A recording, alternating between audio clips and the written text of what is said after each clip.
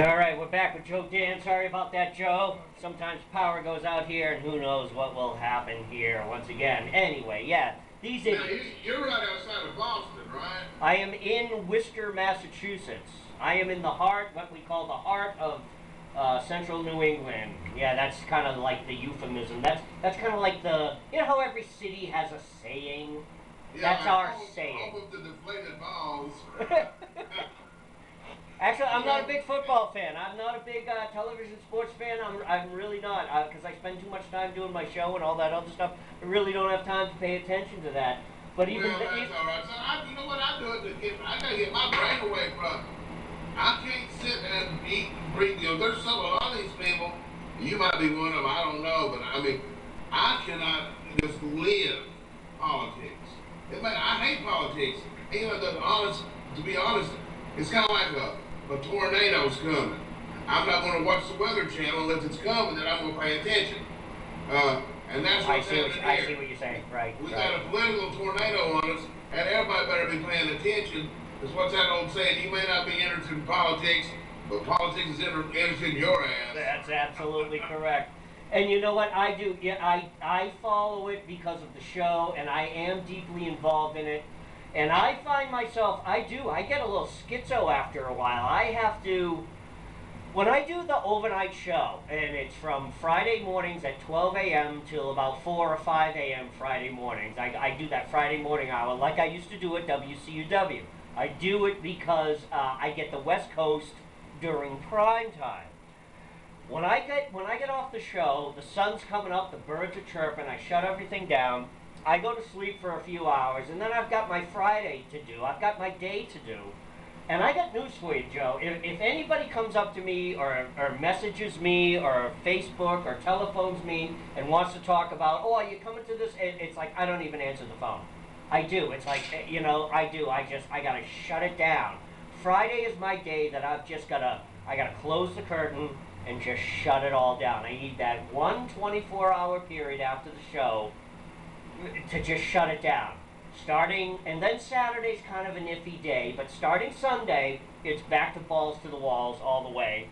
And I do these interviews leading up to the show, and then of course we do the show, and we do everything on YouTube. Plus there's all sorts of stuff at events that people want me to go to. We were just at a mayoral fundraiser the other night, and we took a few pictures and had some conversations with people, and so yeah, I'm constantly working this thing. But yeah, Friday. Yeah, I can't do it. I mean, I gotta step away from it. I work a little bit every day, but I also step away a little bit every day. Sure, exactly. In fact, I do that too.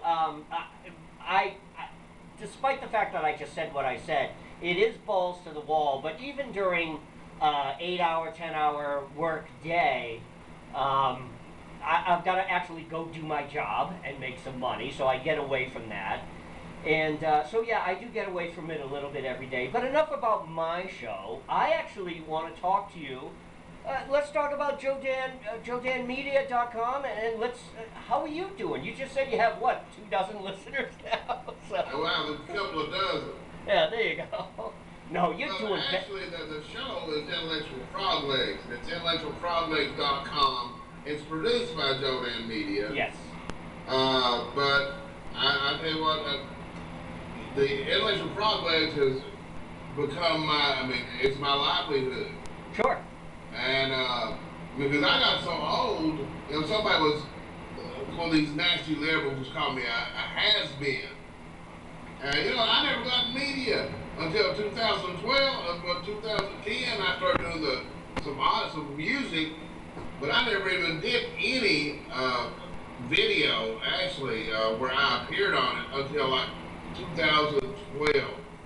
Right. And so I'm hardly a has-been yet. I just thought, I'm a never was. Yeah, and in fact, that basically, that aligns to plus or minus me. It's like, I remember when I was still at WCW when I first met, and you were doing the Joe Dan Gorman show and all of that stuff. That's when we first met.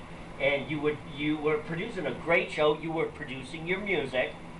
But yeah, after... That's all I was doing. When we worked before, I didn't have a show. It was just my music I was producing. I see.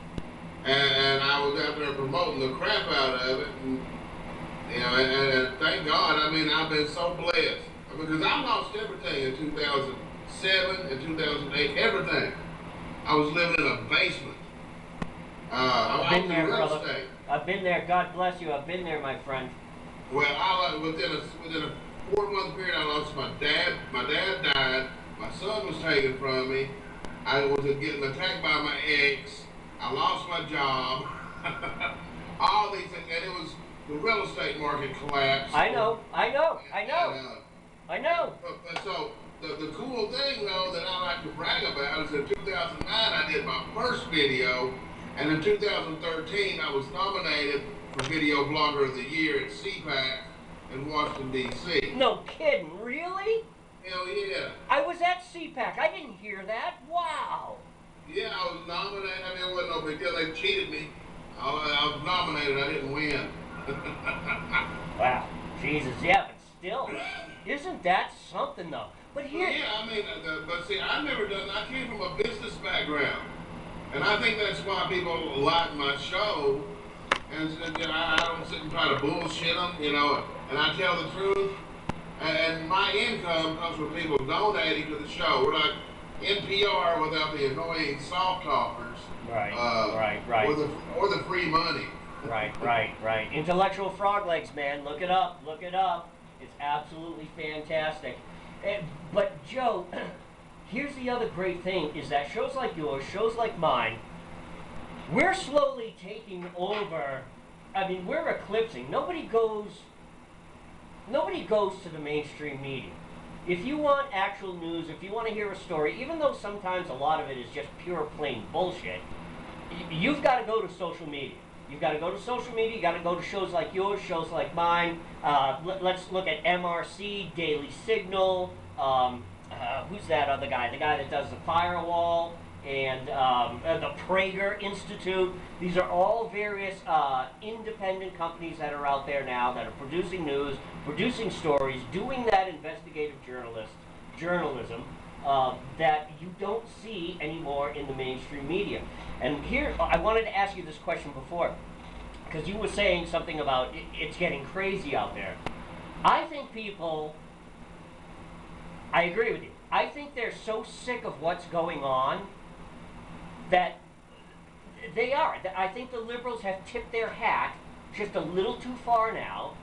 Before, okay, we could eat the bullshit, we knew it was bullshit, and we'll put up with the bullshit. But now they've just tipped the hat right over, and all the bullshit is spilling out. And nobody wants to listen to it anymore. Everyone's seeing it for what it really is now, aren't they? Oh, Jesus fucking Christ.